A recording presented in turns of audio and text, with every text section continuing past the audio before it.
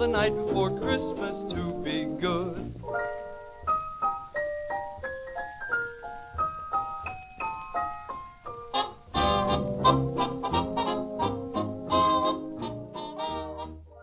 And we are recording. Alrighty. So welcome to the What's your levels? What this is the fifth episode, yeah. Fifth episode, second car podcast of the 12 podcasts of Christmas. We're almost halfway done, and it's been a bit of an ordeal, but it's been lots of fun. So you're currently talking to Andrew Sorsdahl. I was just about to introduce myself. Sorry, so my it's apologies. totally cut me off. But anyways, I'm Andrew Sorsdahl. I'm Francois Denisian. And I am Bradford Peterson. And How y'all doing tonight? Yeah, this is 12 podcasts of Christmas. Let's Keep get into rocking it. Let's keep rocking. So we were just talking about Seth Rogen's new movie that he wrote and directed called The Interview, which stars himself and James Franco, in which they are two talk show hosts who are basically they get an opportunity to go interview Kim Jong-un, the current leader of North Korea, and the CIA kind of contract them to assassinate Kim Jong-un. And it's kind of a big thing in the news right now, because North Korea actually caught wind of the film and the distasteful way in which they're portraying their Lord God and leader. And they have actually threatened the United States with a nuclear attack if this movie airs. So in response, Sony Pictures, I feel like they're the distributors of the film, have asked Seth Rogen to essentially tone it down, do a re-edit of the film, that the scene in which Kim Jong-un is actually killed, change it up so it's not so brutal. And Seth Rogen replied and said, "Do you really want to be the company that releases a movie that is directly influenced by North Korea? Like, do you really want to be the people that do that?" And so Seth Rogen basically just said, "No, I'm not re-editing my movie. I'm not going to let North Is Seth Korea..." Rogen the executive producer? No, he wrote and directed it. And starred it, obviously. And he's, I think he must have a hand in editing. He obviously has a hand in editing it. Well, it's on some level, yeah. So yeah, he basically said, "Screw you, I'm not going to change my movie because North Korea told me to." Yeah, pretty interesting. I think it's a stance that you have to take. I mean, you can't give in to people I like also North don't Korea. know how serious threats are from North Korea. Not at Well, all. I that's- do not take any credence. Ooh, here we go. That's interesting turn of events here on the road. No but credence. anyways, It's like North Korea threatening to bomb Hawaii what was that, a year or two ago? They were like, "We are going to launch nuclear weapons to Hawaii," and the United States literally, like, point blank said, I'm kind of paraphrasing here and I'm making this seem a lot more schoolyard than it is. This is a comedy podcast. The United States real literally just said, news. was like, "Do it. We fucking dare you. Launch a nuke at Hawaii. See what happens. No one will protect you. We will destroy you." And then literally China, in response to this, said, because China's, the big reason why the United States hasn't just invaded North Korea and taken the country over is because China backs North Korea and is a strong ally of theirs. But even China told North Korea, they're like, "If you launch a nuke in the United States, we will not back you up." Like, not even a little bit. Yeah. And so the thing is, North Korea is alone in the world.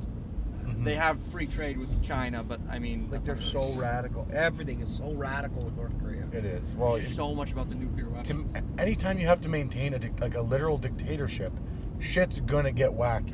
Yeah. It's bound to happen. And I think the big thing is also, I also don't know how such a crazy nut job got in control. well, because the original I was gonna say he's better than Kim Jong-il. Jong-un or whatever is what was, he wasn't he was crazy, Il's but father, you're talking about? yeah, like the original dear leader, the guy who rose to power in North Korea originally. I can't remember his name. Yeah. But he was crazy, but not funny, like weird, laughable crazy. He was actual, I'm going to take over a country and have maintained that and like build this whole religion around himself to do so. And it's really weird. Really And I weird think country. that's Swade's old truck. Which one? This one beside us. Like literally the same Yeah, truck. same. That's those taillights he had, and the dual exhaust. Like, I'm pretty sure that's Swade's old truck. Oh wow. Are you? Well, Well, Swade, I don't know if that is or not, but that may very well be your old truck. Shout out to Swade Niedermeyer over in Cambridge, Saskatchewan. That might be. Like, it looks just like it. Anyway, go ahead. just you can't give in to the demands of irrational people like that, because it's obviously they're so irrational. If they're gonna have a country that is in the situation that it's in, I mean, I enjoy the whole United States attitude of like fucking try it, try something. yeah, see what happens, motherfuckers. We'll wipe you off the face Yeah. of the planet. Pull the But fucking trigger, though. Barack on North Korea, I think yes, he in a would in a heartbeat. I think every single country, every single free country in the world is just waiting for North Korea to do something just slightly too radical so that they can bloody invade them. Because the thing is, without realistically, let's say the United States was like, we're going to invade North Korea tomorrow. China would not back North Korea. The only reason the United States isn't doing it is because they're afraid that China might retaliate. and the well, And do And then if the China UN, retaliates, Russia retaliates. Russia retaliates, this whole thing. But realistically, if the United States did declare an invasion of North Korea, China would not do shit Well, about it. it's the exact same thing as Crimea and Russia. And yeah, Russia's like, we're coming in, and the United States was Better not. bound contractually to defend Ukraine, and they're like, wow. yeah, it's like, well, we're totally we're taking over more now. And then Obama Like- just had some bloody He's like, don't- some speeches like, hey, get out of there. Come on. Eh. Go ahead. Quit it.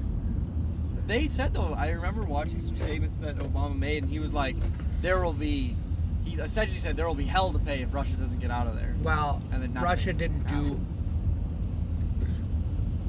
Essentially, what I'm sure happened is behind a back door in hushed tones in a seedy back alley, Yeah.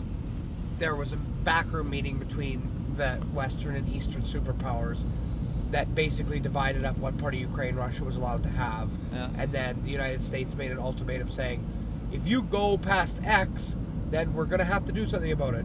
But the intention was never for Russia to take over.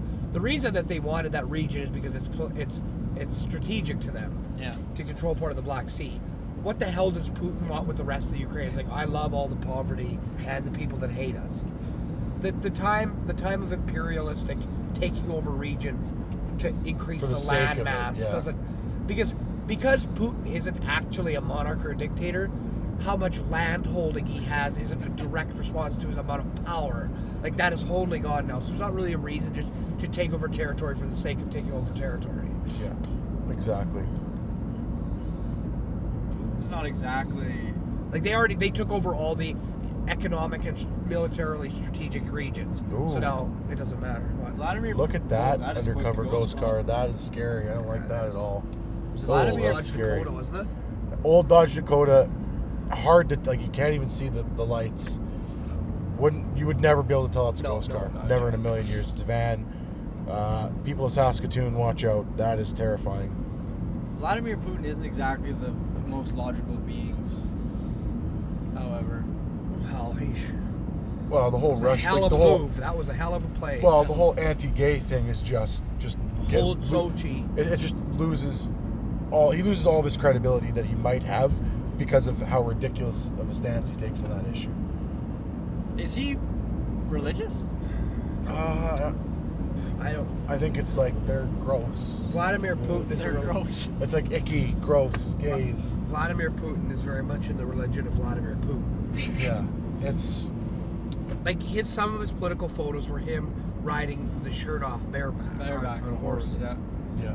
I love when that was celebrated in Russia. Barack Obama, a paparazzo took a picture of Barack Obama playing a shirts and skins game of basketball at the White House, and the picture's awesome because he's like jamming on Cheney, or I don't know who the hell it is. Cheney. The Joe Biden. He's just jamming on him, Yeah. and everyone's like, "Oh my God, Barack Obama!" And then there's another one of him in swimming trunks at the I've seen ocean that with one. his shirt off. But this other one's like a little ridiculous. Like, you're just flaunting your body. It's like, yeah, because all the other American presidents have been pudgy old white guys, and B-Rock's got like a rock and bod, and he's hot. He's hot. Barack Obama might be one of the strangest people in the world. Why is it that the United States can't have a president that doesn't have an odd voice? I love how iconic it is. Well, that's the thing though. Is like every president has such an iconic voice. Why can't there just be one president who's just a normal Joe And, like, just has a Or is it normal because voice? they're president that their voice It's somehow true. gets Yeah, this? you have like Mitt Romney had a totally normal voice, lost the election. Yeah, exactly. It's like Case in point, you Yeah, need to have, that Same because with- that's why Mitt and Romney lost the election. bloody what's his name? Al Gore too. Al Gore sounds like a normal guy. Lost the election. yeah. If Yeah, you he don't doesn't have sound like South Park Al Gore. yeah, Al Gore. He I'm doesn't super sound like that. serial, guys. Mount Bear Pig is a real thing. I love that so much. It's yeah, it is crazy. That's what I've pondered that many times. Why the United States presidents all seem to have these really odd, distinct voices. Yeah. Interesting. I really want to go back to North Korea because I feel like we touched on that and then just kind of Yeah, I don't know. I just don't think petered that. off. I don't think that I should change the movie. Fuck them. I think it really, for me, it really relates to another issue that fairly recent, but it's long done. But back in early 2000s, it would have been, I guess, the Danish cartoonists and the Muslims Muhammad. and the cartoon of Muhammad, and how, like, even in the United States, there were and Canada, several publications who refused to print the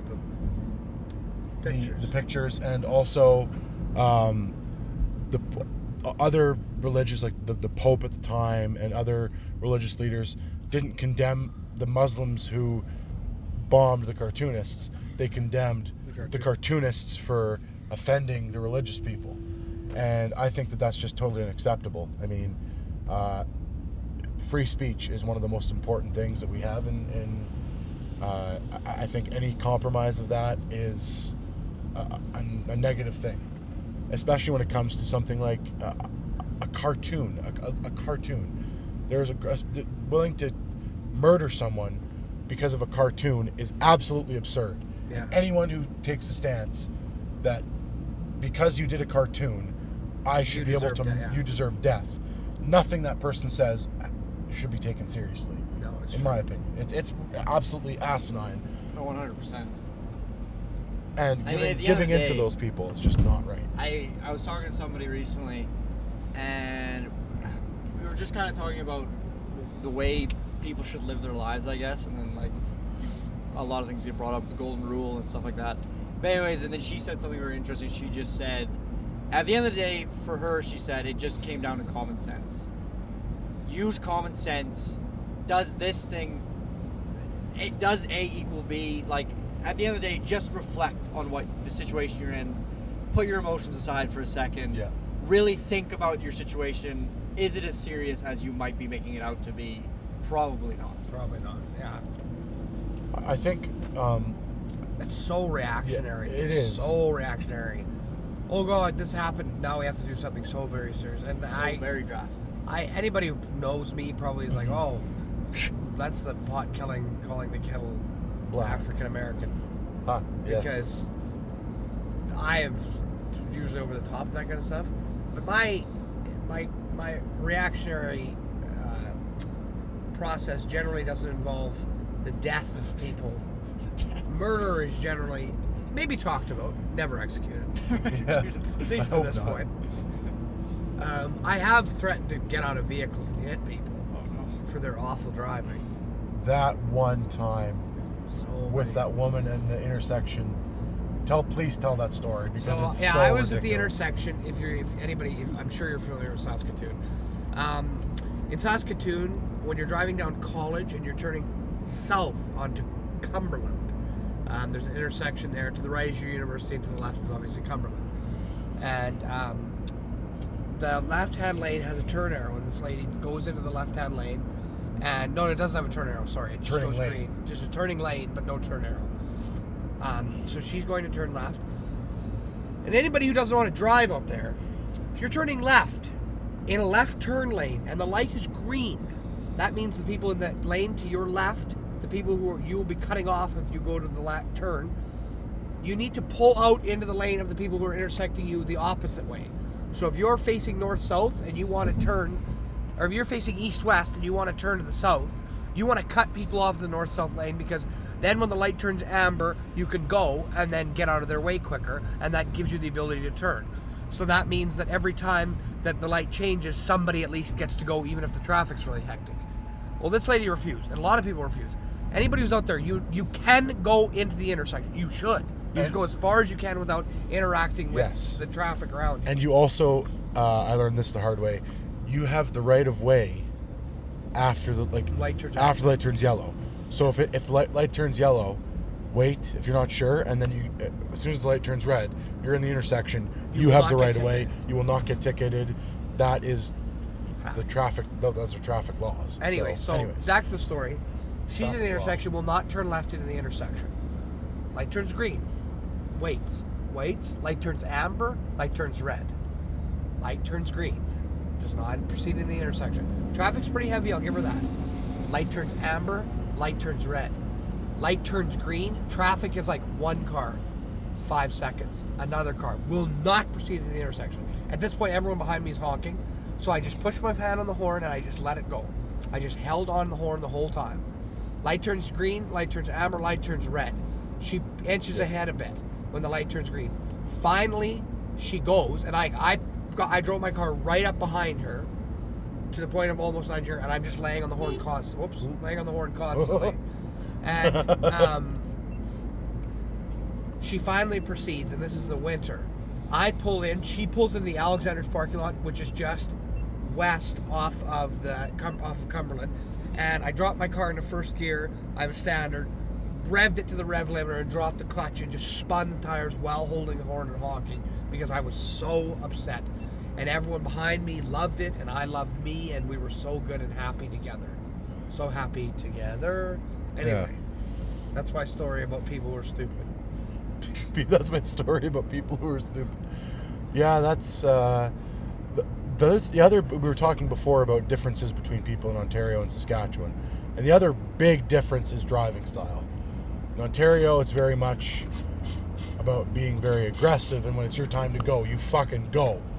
And when there's a green turn arrow, advanced left arrow, you bumper to bumper. You bumper to bumper, and you squeeze 20 cars through on one arrow. Yeah. Saskatchewan, no way that's happening. Not a fucking chance. Oh. Maybe 5 cars, maybe. Yeah, I leave such a large space. Such large spaces. Takes a while for the first person to start. Yeah. Even so, it's different. It can get a little frustrating. Yeah, I definitely appreciate the efficiency of traffic in Ontario. That's the thing. It's so aggressive, though. They've had such congested traffic for so long that they understand the necessity of it. Where here it's still pretty country bumpkin, and the traffic is bad, but people still drive as if it's not congested. Which makes it worse. Which makes not that bad traffic seem even worse. Yeah, it does not help to alleviate the problem. That is for sure. Not at all. Not even a little bit. No. So that's the thing. That's important. Yeah. I know. I think that if you're taught to drive from a young age, in a way, there's a difference between aggressive driving and efficient and smart driving, and it's important to differentiate between the two, and to know. I just don't like people that are ignorant to certain things like that. That left on green is so. Like, there are lots of people who don't know they can do that. Yeah. There are lots of people who don't know they can do that, or just are too timid to do it. And you're really congesting the shit out of the traffic. You're making it a lot worse for everyone. Yes. Francois, did you drive? You didn't drive at all in Vancouver, did you? I drove for an Ace car a couple times. It was never bad for me. I always chose the times I drove very strategically so that I wouldn't hit rush hour. Because rush hour in Vancouver could get awful. Yeah. I always drove when it was pretty chill out, and there's a couple of really awesome, I don't know what to call them, freeways or whatever in Vancouver that really help to alleviate traffic. Yeah. Which is nice. And you did a lot of public transit. See, we don't have that here. We don't have the strong. Yeah, that's the thing. It's like the public transit there is. Yeah. Excellent. If you're taking a bus in Saskatoon, good fucking luck. Good fucking luck. Anywhere in Saskatchewan, really. Yeah. Well, Regina and Saskatoon have always received Fs on their public transit rating. Always. They've never not gotten an F. That's kind of Yeah, ridiculous. they've never not gotten an F. F every time. F for it fucking sucks.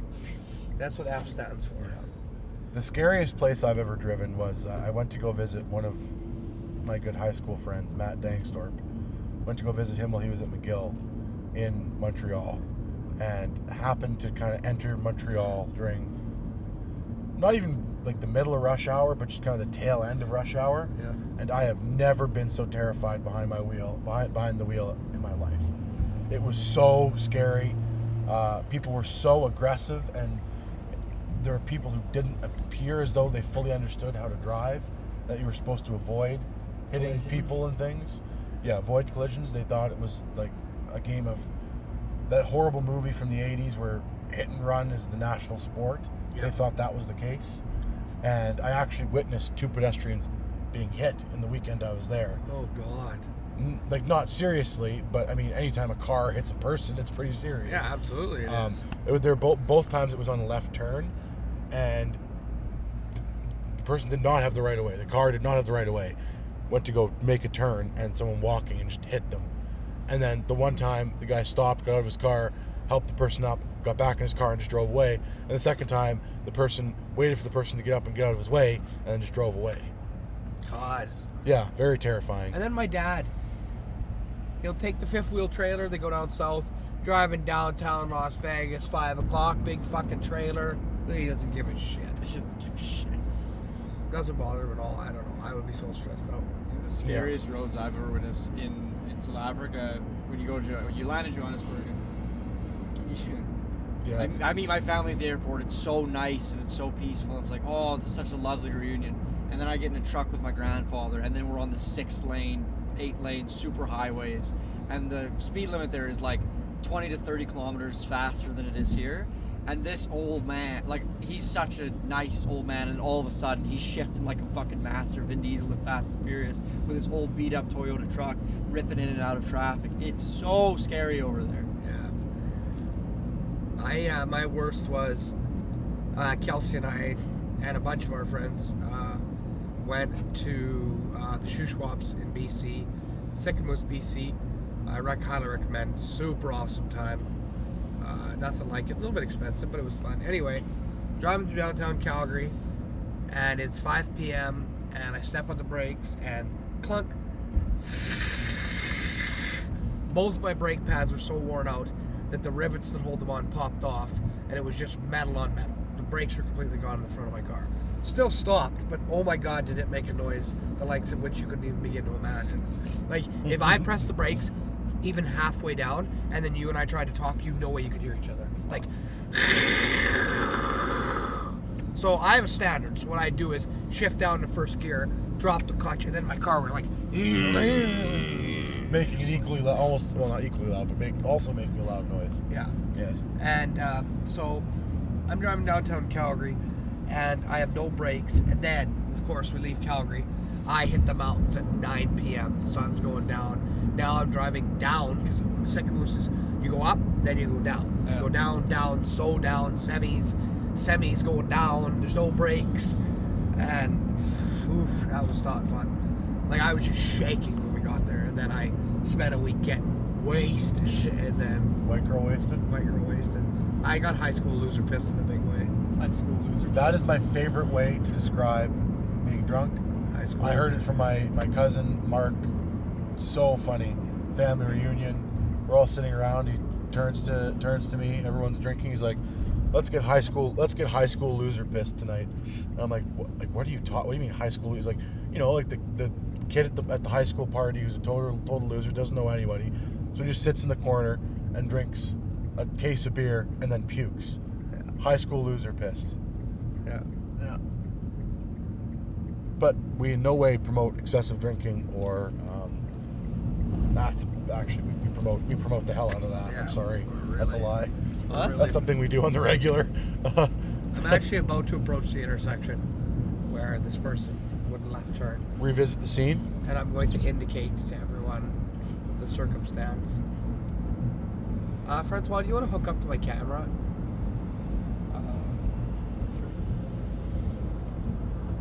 You have to stop recording to All turn ye the Wi-Fi audio on. listeners, sorry about that. No, I don't. Do I? Yeah, you do. You sure? I'm positive. Oh, fuck. Okay, I'm gonna be back on a second. Okay, Wi-Fi's on. Alright. And then now you can hit record again. And then when you want to shut the Wi-Fi off, you have to hit turn record off again. And shut it off. And shut it off and then turn it back on. It's a bit of a pain in the ass, but you know what? GoPro, we love you. You do us Okay, so justice. it's You do us hooked up. justice. What is that fucking? Tell me when I'm framed up decent. You just want it pointing out Just the front of your indicate the vehicle? road, yeah. Yeah, that's good there. Okay, well here we go. So this is going down College Drive here in Saskatoon, and I'm gonna try and hold this camera as steady as possible. Here, how about you're driving? So A little bit of okay, well yeah, you can do it. I don't care. Well, I don't. Use Francois' phone, then you can see it. Oh, I guess you can't fucking.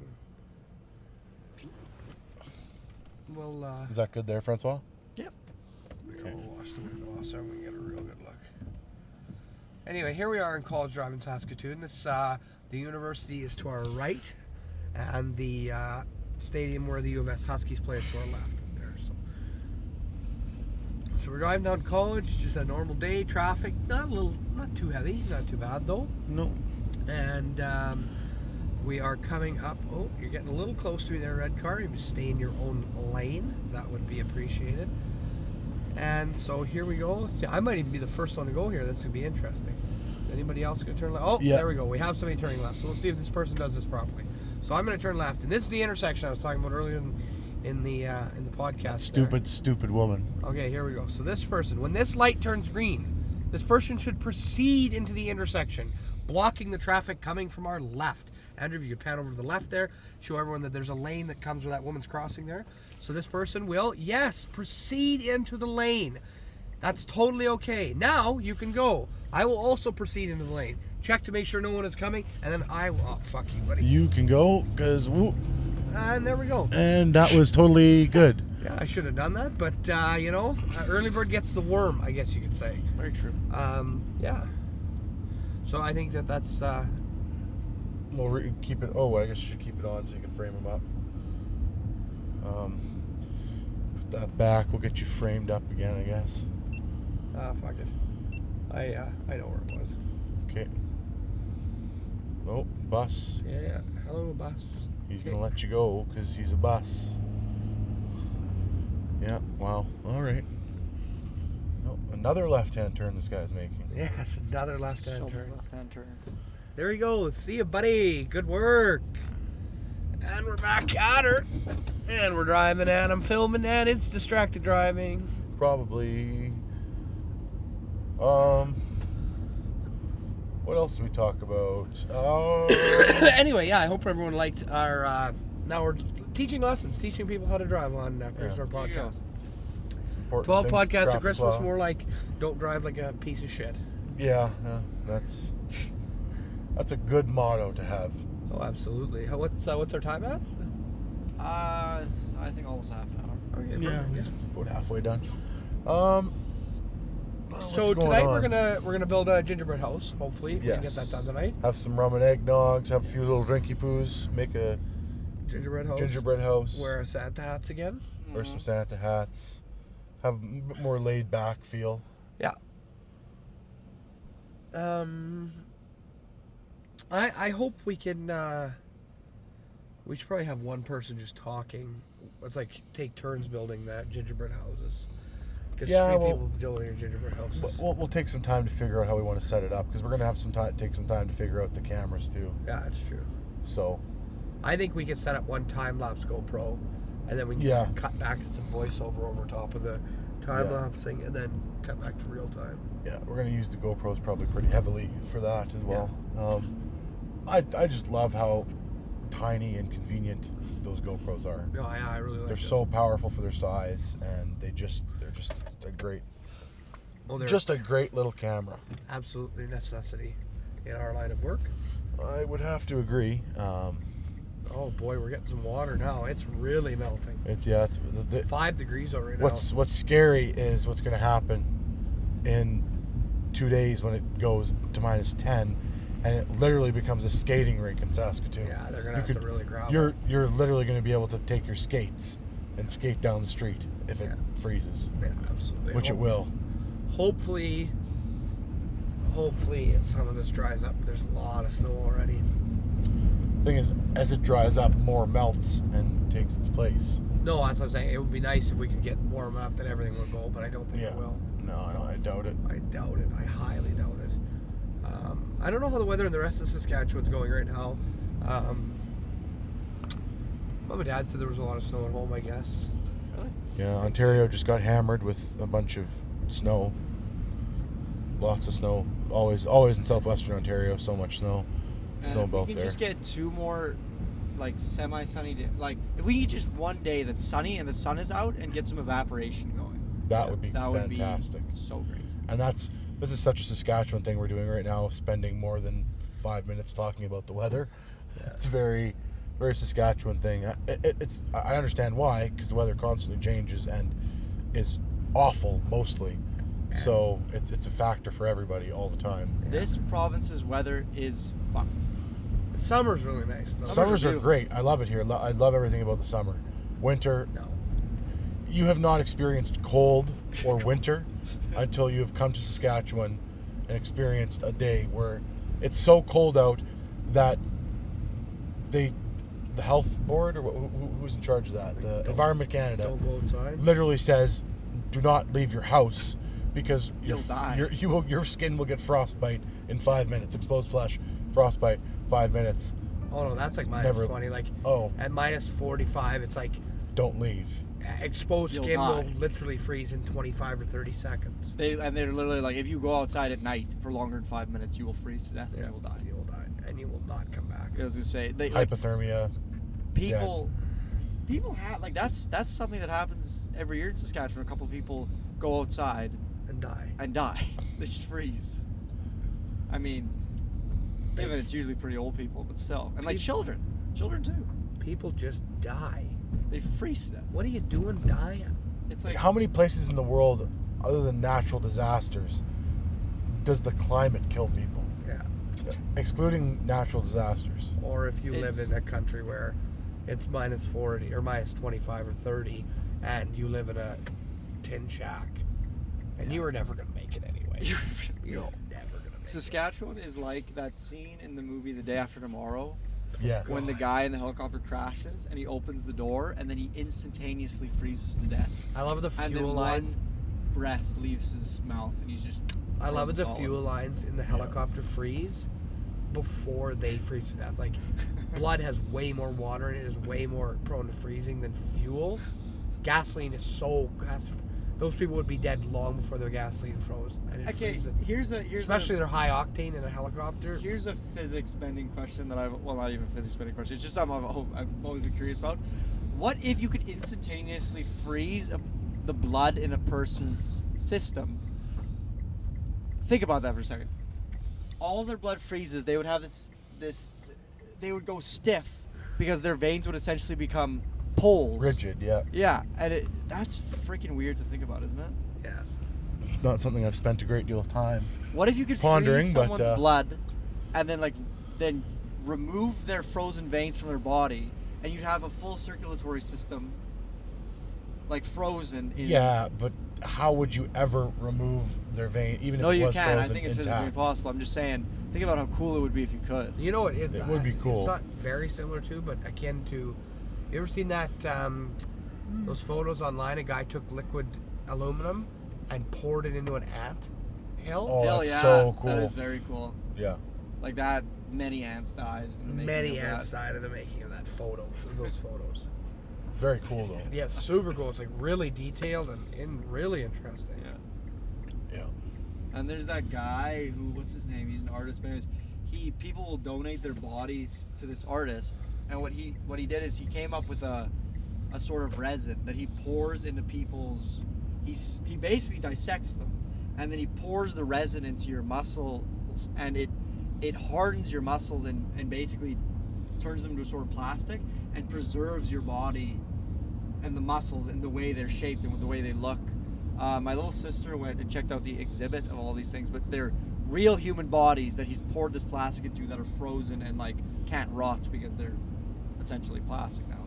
but it's terrifying to look at. That's very scary. So it's essentially That's like at school. corpses that are. Yeah, it's corpses that are. At school, when they That's have morbid. bones that are real human bones, Yeah. that was a person. Yeah. I'm gonna be honest. I've always had a thing. I don't know if it was Hamlet or what my obsession comes with, but it's like, I want to own a human skull.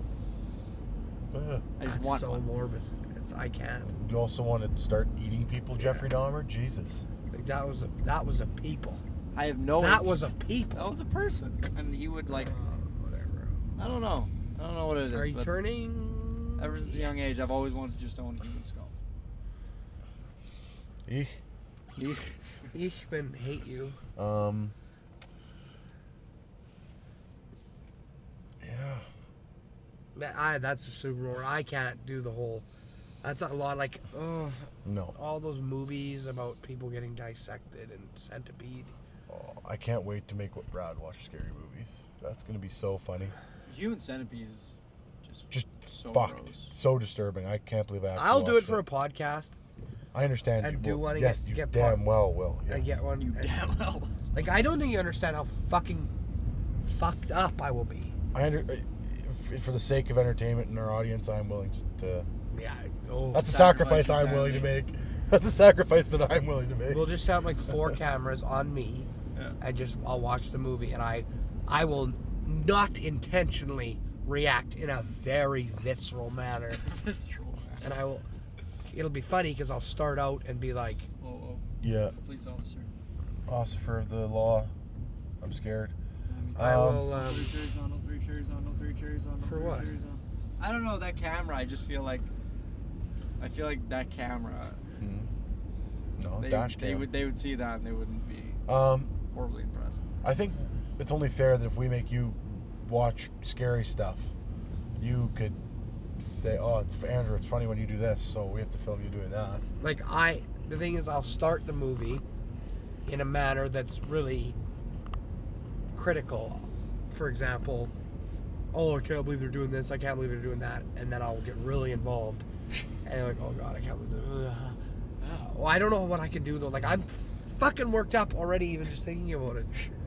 I get so stressed out, my heart pounds. I just get sick to my stomach. I gotta think, it's like, we got like, When you puke from fear, you can stop. yeah. Oh, Then That'll you be can the God. rule. That'll be the rule. Because I gotta say, the game that we gotta play, Like, we gotta start me off Outlast. light. Like, Yeah. we gotta start me off light. I don't like. The Babadook isn't that terrifying. Well, that's not true. It was I'll very terrifying. I'll tell you what I think is the scariest movie I've probably ever watched was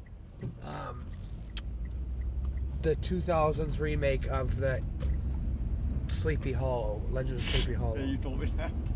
For film class. Oh, No, I watched it for Halloween with my sister. I don't think other people think it's scary, do they? Not really. No, not really. I mean, like, I get how somebody might think it's scary, yeah. Like, Yeah, like a 10-year-old or whatever. it's got some frightening imagery. Kind of. But I mean, like, we should watch something. But I don't understand. Here's the thing, though, is like, because Like what The gets Shining, you you should is watch. stress. You aren't scared by imagery, are you? I don't. Like It's scary not, images. It's not horror movies that get it's Thrillers. But everything's a thriller now. They don't even have scary movies that aren't thrillers. No, I disagree. It's like The Shining. Well, I guess That's The a Shining fucking kinda- thriller.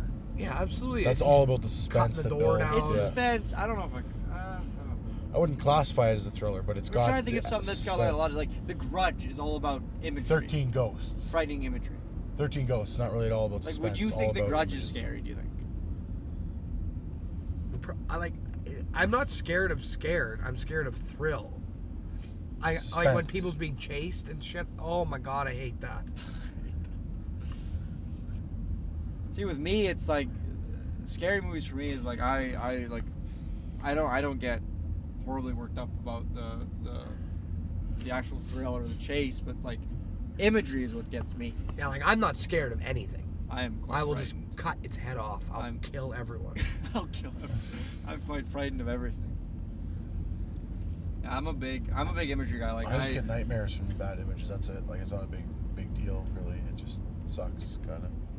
I also don't like real cerebral stuff. I had a tough time with the Butterfly Effect Why? It's like thinking about stuff keeps me awake. But Butterfly Effect's a good movie. keeps you. One of Ashton Kutcher's better performances, I think. Yeah. Very, very good. One of my favorite films, actually. I really, really enjoy that. Like a film. thriller I can't handle. American Pie. So stressful. American Pie is so Is he gonna stressful. hook up with that girl or not? Oh, So stressful. so stressful. So stressed. Oh my god. That's hilarious. Are these people the Babadook? See, I don't think I can watch Babadook. I had a couple of friends It's terrifying. in Vancouver who were just like that too, because it's like they would watch scary. Like I got to a point where it's like I convinced them to watch scary movies with me, but then at the end of the day, they didn't really appreciate the scary movies because it's like they just watch them because like they get jump scares, stress them out, and it makes their adrenaline pump for a couple seconds. But the imagery does nothing for them. They don't give a fuck about the imagery, and it's like, but that's the whole thing. That's like, yes, the adrenaline and the jump scares are a part of For it me, too. But that's I mean, the like, problem. Is these most filmmakers people, are trying to. most people get the thrill. Like he jumps out, Yeah. and then it's like, Yeah. oh, okay, now the person's dead, and like I can calm down because the Yeah. suspense is gone. Yeah. For me, it's like, oh Jesus Christ, and like now my heart's gonna blow up. And I'm continued to stressed out. It's as if that jump had never happened. It did not alleviate any. Because in a movie, when somebody's being chased and then they finally get killed, there's a relief factor. Because another person's dead and he can't chase that person anymore because they're dead. So at least it's resolved. Yeah. It's resolved in a negative way, but at least I don't At have least to there's worry. There's resolution. no stress. There's no stress. But I'm still stressed out after. I don't Yeah. understand. It's like how you can't just tell yourself that it's not. It's just a movie. I get Yeah. so fucking invested. Yeah, you really suspend, like when you get suspend your disbelief, you really suspend your disbelief, and you get involved. Yeah, that's why I have. These are real people who you're watching. I have a very Yeah. tough time with movies that throw my Yeah. suspension of disbelief away because then I completely abandon on the movie. If Yeah. you could suspend my disbelief, I will believe wholeheartedly that world actually exists. Yeah. And I won't do gore. I won't do gore. I just won't watch it. Like you'll show it to me and I'll just cover my face the whole time. Just roast you up. Yeah, I just don't like it. I just would rather not be involved. Oh, fair enough. Kill Bill being the obvious exception. Yeah, but that's Ultra violence, super it's so over the top and it's unrealistic. different context. Like when people are getting like cut apart and shit, I will like not, Saw, will like, not you watch can't that. do Saw. Or like that movie that I told you guys about, where they take people away to this old Nazi mental hospital and cut them up on an Oh. island. Midnight Meat Train. No. No, Midnight Meat Train. That was a good movie though. It's fantastic. Terrifying. I don't know what movie it is, but anyway, they go to like this mental hospital and then they cut them up. It's like they're taking a vacation and they get captured. See, that's the Saw movies for me. The first two, really good because they were well written and the twists at the end and all that were interesting and not foreseen and all that. The first three kind of work as a trilogy. Yeah, the third one was Who's better, Dad? Francois apparently. Oh. Tragedy. Okay. Switch it out. Yeah. But as movies, they're kind of weak in my opinion. What's your timer at? 43 minutes. Okay, so when mine gets to half an hour, we're done. Okay. Anyway, go ahead. Yeah. So I never watched it. It's a weakness it's just for me. it's just torture porn. Like all it is, you're just watching naked / half naked people while they pretend to be in pain. It's not at all. That just doesn't interest me. I don't find that scary. I just find it disturbing for the sake of being disturbing. I don't like that. I don't like it at all. It doesn't serve it doesn't serve a story really. Well, it does, but it's just weak. And- I must say, I'm Yeah. definitely on the other side of the boat. I am very for pushing the envelope in terms of gore, in terms of violence, in terms of what. I'm just always, Me too, but my that's whole thing just is like I ridiculous. want to see the maximum that I can see. It's like I will look up lists of like the most hyper violent movies ever made and the grossest movies ever made and movies that are considered to be just sick by men who are sick in the head, just so I can be like, I need to see everything. I need to have experienced every fucked up thing so that I can. There's nothing I haven't seen. And I don't know why I get it though. I'm It's probably good from a creative perspective, I guess. I'm just one of those people that I'm the audience that's tailored for, because people are trying to push the envelope to try to like make me see something new, and it's like that's what I'm looking for. It's like I want to see something new, and it's so hard to see something new these days. Yeah, I get where you're coming from. I just These days, 109 years old. Huh? Yeah. I try to see something new these days. I don't know. I don't. It's not a comment on my age. It's a comment on our society. And how, No, but the way you worded it, you might as well tell me that Elvis's hips are a little bit too sexy. So you don't see anything like that these days. It's the devil's music. I'm telling you. That rock and or roll. Rock. I don't know why these kids are always rocking and rolling. I just for me it just seems so lazy. Francois, That you whole really thing. liked Human Centipede, correct? Really liked it. I'd say the first one I thought was a good film. Mostly because Oh, it was so the poorly lead acted. actor in the film, the scientist, Yeah. was fantastic. He was so genuinely creepy, and I was so Yeah. convinced that he did such a good job in that movie. He carried the whole film for me. And I But there are must say, some big plot holes though. for sure. I mean, the movie's not going to Huge win any plot awards. holes. What are the huge The movie's plot not going to win any awards for writing. The movie's not going to win any awards, period. But I have to say, very few times in my life has a movie elicited such a strong emotional / stomachly response from me. I almost puked that one scene where they. And Yeah. if anything Ugh, can gross. elicit such a response from me, I kind of have a profound respect You almost for it. puked? I did the scene where the first person eats and then Shit. shits and it. I It's- must say, how they shot it. It looked so real. It Yeah. looked so real, and Oh, yeah, I hate it. I hate it. I must just say, the image of it.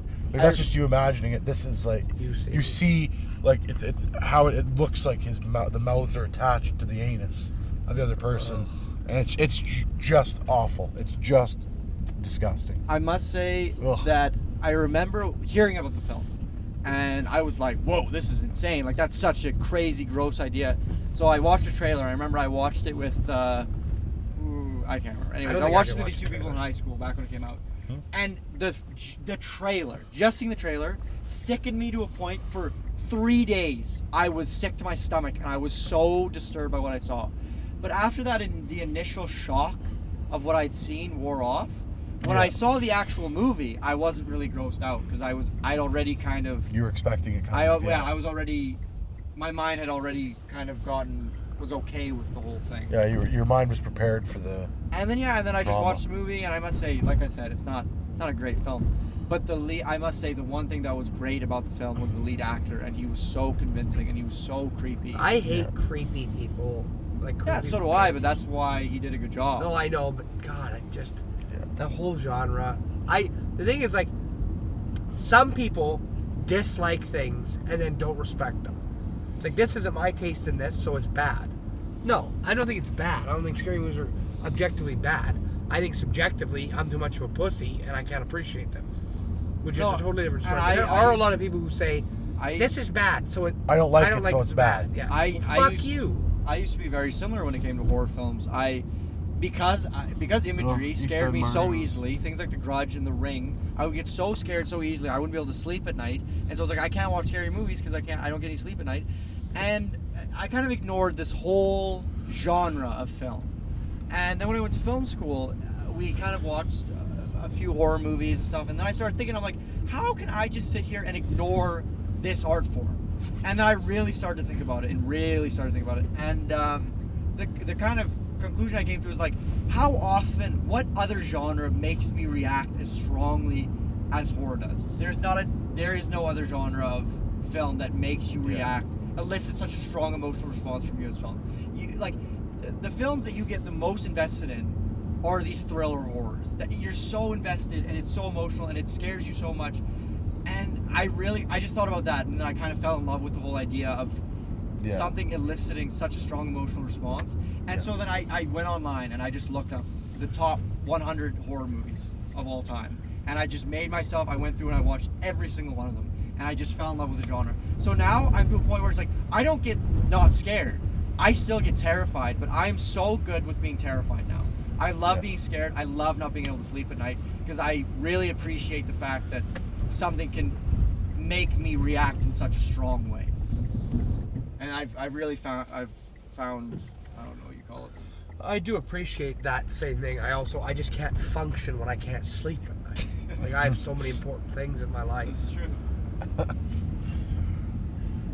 I think the other thing for me that intrigues me about horror, especially from an artistic filmmaking perspective, is, and I think certain films, especially older horror movies, really did this well, but really crafting the film to elicit that response, to terrify people, to really get, like, fuck with your head. Yes. Beyond just the 2 hours of the film. After you leave and you're finished with it, it's fucked with you somehow. For me, the original Psycho, when I watched that, scared the shit out of me. That last scene where he's in the wig, Yeah, it's fucking scared the fuck out of me. It wasn't even scared. It was so cheesy, disturbing. but it's so fucked up. But I mean, you get with the music and how it is. It's old, but you get so invested in it. You do. suspend your disbelief, and it's on top of it being pretty scary. It's also messed up, and it fucked with me a little bit. It was scary. Hitchcock, man, it's a Hitchcock. testament to that guy that his films are still so good. Yeah. This many years later. Oh yeah. So for me, it's And that like, and The Shining. Just for get me to be invested in a black and white movie, because as soon as you shoot something in black and white, suspension of disbelief is more difficult because. Brad, have you seen The Mist? No, have I seen anything? No. We should all watch The Mist. I've seen The Mist. I was very disappointed. There's a director's cut version of the film. The ending pissed me off. The ending fucking pissed me Did off. it? It's so Stephen King though. It is, but how it was acted was just awful. Really? I hated it. I thought it was terrible. The Man, ending. that's by far my favorite part of the whole movie. Oh, I did not like I mean, the that first part. time I saw it, I was so depressed and just like, how could somebody willingly make a film with an ending like that? Why would someone do that? And then afterwards, I kind of thought about it, and I'm like, once again, you elicited such a strong emotional response from me. Well done. I thank you. So, what movie I'm were all you, about the what emotional movie were response. you guys talking about where it's so depressing at the end? Oh, Requiem for a Dream. Most depressing film ever. So depressing. The characters are in a pretty bad way at the beginning of the film, and then everyone is far worse off by the end. Yeah. Like, so much worse. Do things get better and then worse, or just worse? No, well, of No. course, there's a story arc. Things get better in the sense of the guys who are like drug addicts, find a way to get a lot of drugs and start selling them. And they have money and lots of drugs. So it's good in that way, but at the same time, they're still fucking drug addicts who have a serious problem. So the story arc, it goes better, and then they fall even harder, but their good is still shitty. Yeah. Yes, Requiem for a Dream.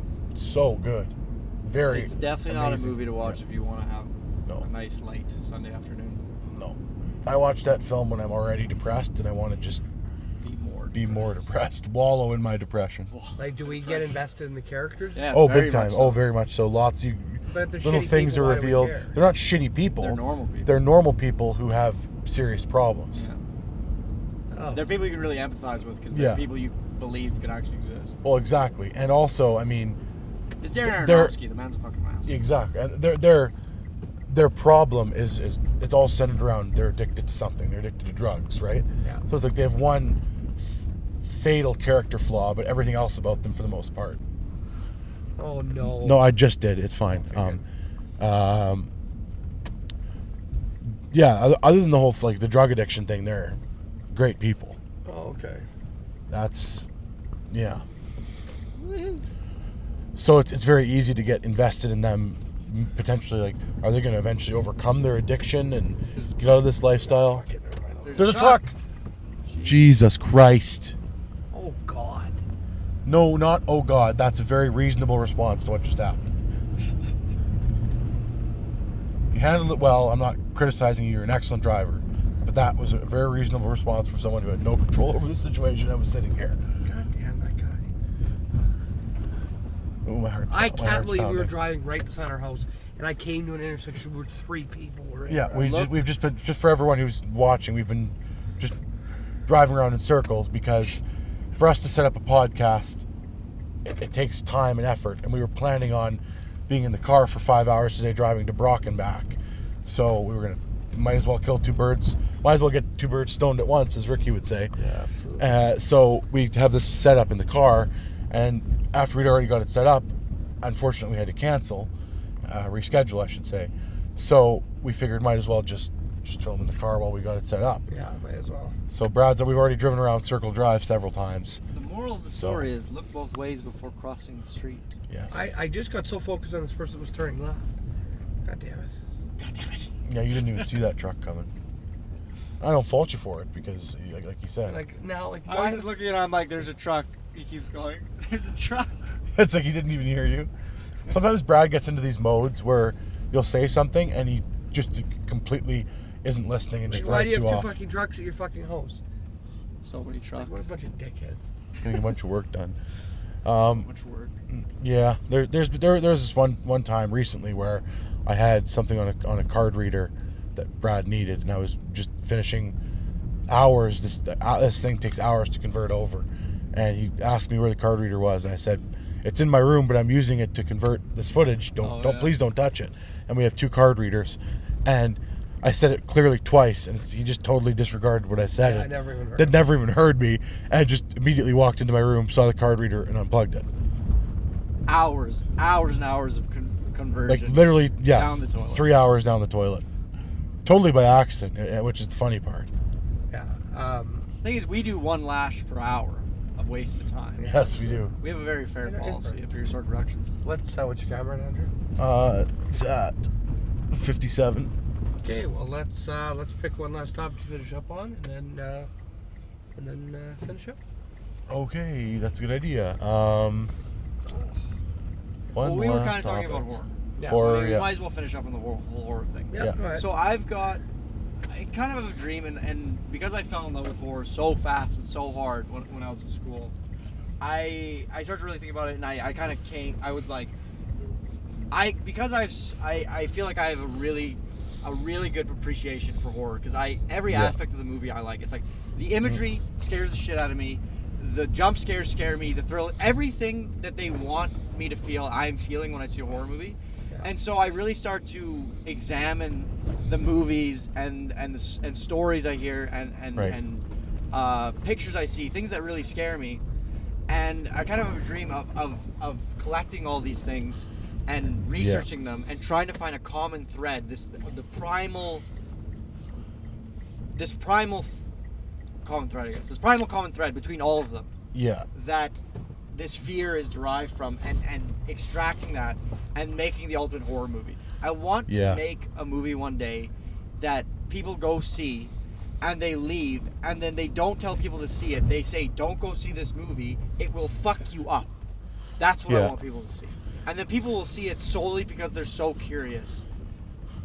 That's what I want to do. I want to make the greatest horror movie ever made. I'm right there with you, and I think that, I mean, it's going to take years and years to even just develop an idea, probably to do that. But I think it's very, strictly from an artistic perspective, and creating something like that, crafting a story, crafting characters, crafting some kind of creature or force or whatever that is truly terrifying. It's a very interesting challenge. I very much look forward to undertaking that with you. Yeah, because I think we could really come up with something cool. Terrifying. See, I could be behind the scenes on horror movie, no problem, because then I would get to see it, not be that scary. Yeah. And then that would really help me be able to watch it. I would really like to do that. I'd really like to. We should probably get working on at some point. Think about it over Christmas. The short horror, B movie horror comedy to promote for Dogpatch Music Festival. Yeah, so Andrew, tell everybody about that quick. Yeah, so we mentioned Dogpatch Music Festival quite a bit. It's this music festival in northern Saskatchewan. It's between Saskatoon and Edmonton in near Loon Lake. And we're involved with filming and doing a documentary about the founder and president, Mark Butler, as well as we're invested in the festival itself now. And so one of the ideas that actually Mark had after watching our Molly shorts, he loved them, thought they were hilarious, and said, well, why don't we do something similar to that to promote for Dog Patch. Yeah, absolutely. They have where it is just it's like wooded area, great location for that kind of thing. So, anyways, we've got some people potentially who in the Canadian film industry, I can't really say any names right now, who are potentially interested in helping us out with that. Yeah, so it would be really cool to be able to be the lead on a project like that. Yeah, it would be big very for fun. us, yeah. So have be able to promote it through the use of some pretty. Some cool names. Yeah, absolutely. Yeah, it's definitely something to look forward to. It's happening next year. Look out for it because it's going to be awesome. Our Facebook, our Facebook is going to be has already become far more interesting than it has since its inception. Yeah. So, anyways, that's the other GoPro. I'm going to sign us off here. Yeah. Thank you very much. Thank you very much for listening and watching. How many more we have left? Don't forget to subscribe to us on YouTube. 5 hours. So Yeah, 7 more hours. 7 more hours. Gingerbread House shortly, well tonight, and it's going to be fun. So keep tuning in. We really appreciate it. You guys are what make this worth doing. So like us on Facebook, maybe even subscribe, maybe even share the video, do all that good stuff, and we will see you next week, or not next week, whenever this next one airs. I guess tonight. I don't know. We'll just keep doing it. We'll keep making them. All right. Bye, guys. See you guys. Ya.